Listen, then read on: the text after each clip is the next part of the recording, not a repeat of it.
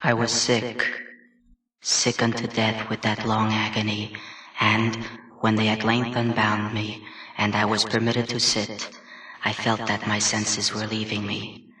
The sentence, the dread sentence of death, was the last distinct sound which reached my ears. This only for a brief period, for presently I heard no more. I had swooned. The blackness of darkness supervened. All sensations appeared swallowed up in a mad rushing descent as of the soul into hell. So far, I had not opened my eyes. I felt that my hand fell heavily upon something damp and hard. I dreaded the first glance. I feared to look, should there be nothing. I quickly opened my eyes. The blackness of eternal night encompassed me. I struggled for breath. The darkness seemed to oppress and stifle me. The sentence had passed, yet not for a moment did I suppose myself actually dead. Trembling in every fiber, I started to my feet. I thrust my arms wildly about in all directions. I felt nothing, yet dreaded to move a step. Perspiration burst from every pore. The agony of suspense grew at length intolerable, and I cautiously moved forward. I proceeded for many paces, but still all was blackness and vacancy. My outstretched hands at length encountered some solid obstruction. It was a wall.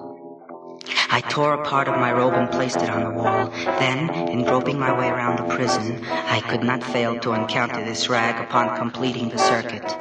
The ground was moist and slippery. I staggered onward for some time when I stumbled over the cloth and fell.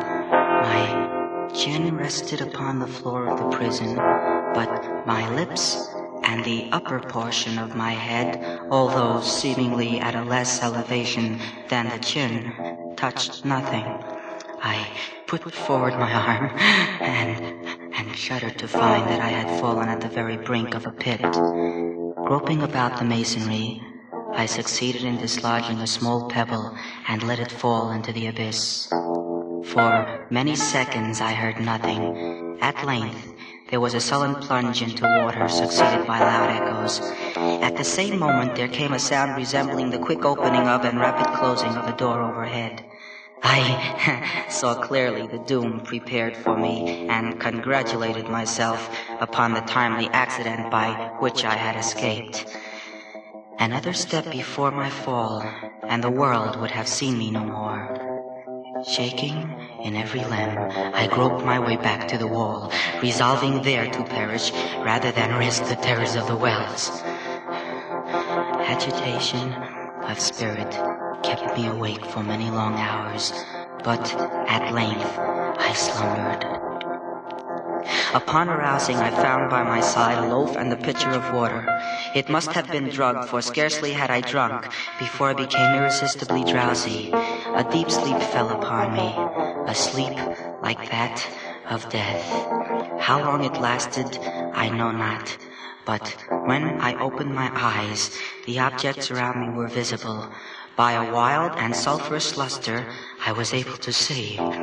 The shape of the prison was square, but what I had taken for masonry seemed now to be iron or some other metal.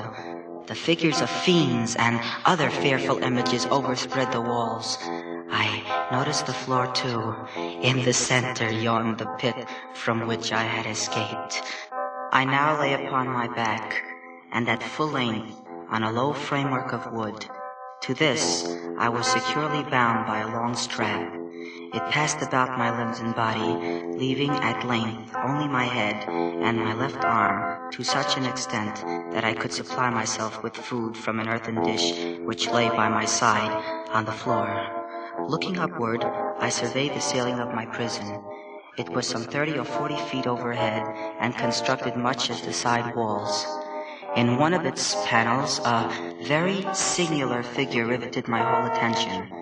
It was the painted figure of Time, as he is commonly represented, save that instead of a scythe, he held at what a casual glance I supposed to be the pictured image of a huge pendulum.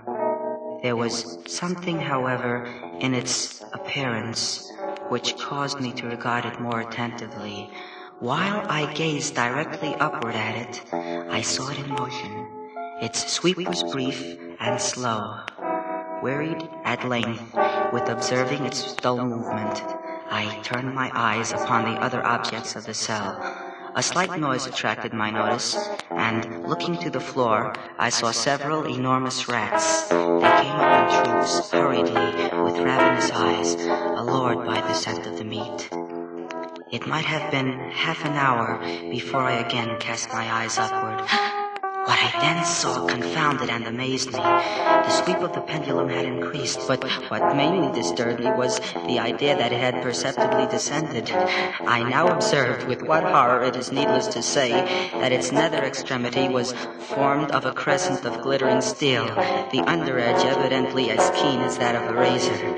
It was appended to a weighty rod of brass, and the whole hissed as it swung through the air. Inch by inch, line by line, with the descent only appreciable at intervals that seemed ages, down. Still down it came. Days passed. It might have been that many days passed ere it swept so closely over me as to fan me with its acrid breath. The odor of the sharp steel forced itself into my nostrils. I prayed, I wearied heaven with my prayer for its more speedy descent. I grew frantically mad and struggled upward to force myself against the steel.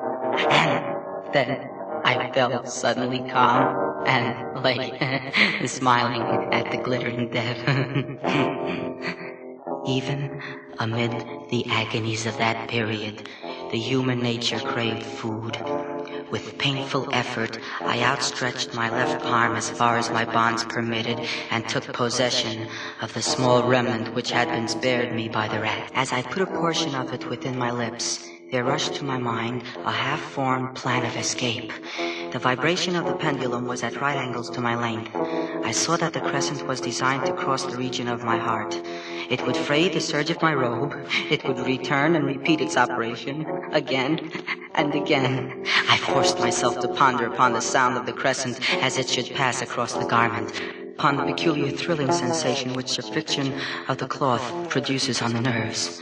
Down, steadily down it crept, to the right, to the left, far and wide down, certainly relentlessly down. It vibrated within 3 inches of my bosom. Down, still unceasingly, still inevitably down. I grasped and struggled at each vibration. I shrunk convulsively in its every sweep. Still I quivered in every nerve to think how slight a sinking of the machinery would precipitate that keen, glistening axe upon my bosom. I saw that some 10 or 12 vibrations would bring the steel in actual contact with my robe, and with this observation there suddenly came over my spirit all the keen, collected calmness of despair. For the first time during many hours, or perhaps days, I thought. It now occurred to me that the bandage which enveloped me was unique. I was tied by no separate cord. The first stroke of the razor-like crescent would so detach it that it might be unwound from my person by means of my left hand. But how fearful in that case the proximity of the steel, the result of the slightest struggle, how deadly. Was it probable that the bandage crossed my bosom in the track of the pendulum? I elevated my head to obtain a distinct view of my breast. The band enveloped my limbs and body in all directions, save that in the path of the destroying crescent. The whole thought was now present, feeble, scarcely sane, scarcely definite, but still entire. I proceeded at once with the nervous energy of despair to attempt its execution. For many hours, the immediate vicinity of the low framework upon which I lay had been literally swarming with rats. They were wild, bold, ravenous, their red eyes glaring upon me as if they waited but for motionlessness on my part to make me their prey. I had fallen into a habitual wave of my hand about the platter, and at length the unconscious uniformity of the movement deprived it of effect. In their voracity, the vermin frequently fastened their fangs in my fingers. With the particles of the oily and spicy food, I thoroughly rubbed the bandage wherever I could reach it. Then, raising my hand from the floor, I lay breathlessly still. At first, the ravenous animals were startled and terrified at the change. They shrank alarmedly back, but this was only for a moment. Observing that I remained without motion, one or two of the boldest leaped upon the framework. This seemed the signal for the general rush. Forth from the well they hurried in fresh troops. They clung to the wood. They overran it and leaped in hundreds upon my person. They pressed, they swarmed upon me in ever-accumulating heaps. They writhed upon my throat. Their cold lips sought mine. I was half stifled by their triumphant pressure. Yet 1 minute, and I felt that the struggle would be over. Plainly, I perceived the loosening of the bandage. I knew that in more than one place it must already be severed. With a more than human resolution, I lay still. I at length felt that I was free, but the stroke of the pendulum already pressed upon my bosom. It had divided the surge of the robe. Twice again it swung, and with the sharp sense of pain shot through my nerves. But the moment of escape had arrived. At a wave of my hand, my deliverers hurried tumultuously away. I slid from the embrace of the bandage and beyond the reach of the scimitar. For the moment, at least, I was free. I scarcely stepped from the wooden bed of horror upon the stone floor of the prison when the motion of the hellish machine ceased, and I beheld it drawn up by some invisible force through the ceiling. My every motion was undoubtedly washed free. I had escaped death in one form of agony to be delivered unto a worse than death in some other. Something unusual, some change, which at first I could not appreciate distinctly, had taken place. During this period, I became aware of the origin of the sulphurous light which illumined the cell. It proceeded from a fissure about half an inch in width, extending entirely around the prison at the base of the walls, which thus appeared and were completely separated from the floor. The mystery of the alteration in the chamber broke at once upon my understanding. Demon eyes of a wild and ghastly vivacity glared upon me in 1,000 directions and gleamed with the lurid luster of a fire that I could not force my imagination to regard as unreal. Unreal? Even while I breathed, there came to my nostrils the breath of the vapor of heated iron. A deeper glow settled each moment in the eyes that glared upon my agonies. A richer tint of crimson diffused itself over the pictured horrors of blood. I panted, I gasped for breath. I shrank from the glowing metal to the center of the cell. Amid the thought of the fiery destruction that impended, the idea of the coolness of the well came over my soul. I threw my straining vision below. The glare from the enkindled roof illumined its inmost recesses. Yet, for a wild moment, did my spirit refuse to comprehend the meaning of what I saw. Oh, for a voice to speak, oh horror, oh any horror but this! I rushed from the margin and buried my face in my hands. The heat rapidly increased, and once again I looked up. There had been a second change in the cell, and now the change was obviously in the form. The room had been square. I saw that 2 of its iron angles were now acute, 2 consequently obtuse. The fearful difference quickly increased with a low rumbling sound. But the alteration stopped not here. I neither hoped nor desired it to stop. I could have clasped the red walls to my bosom as a garment of eternal peace.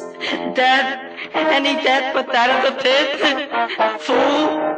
Might I not have known that into the pit it was the objects of the burning iron to urge me? Could I resist its glow, or even that could I withstand its pressure? And now flatter, and flatter it grew. Its center and its greatest width came just over the yawning gulf. I shrank back, but the closing walls pressed me resistlessly onward. At length, for my seared and writhing body, there was no longer an inch of foothold on the firm floor of the prison. I struggled no more, but the agony of my soul found vent in one loud and final scream of despair. I felt that I clattered upon the brink. Ah!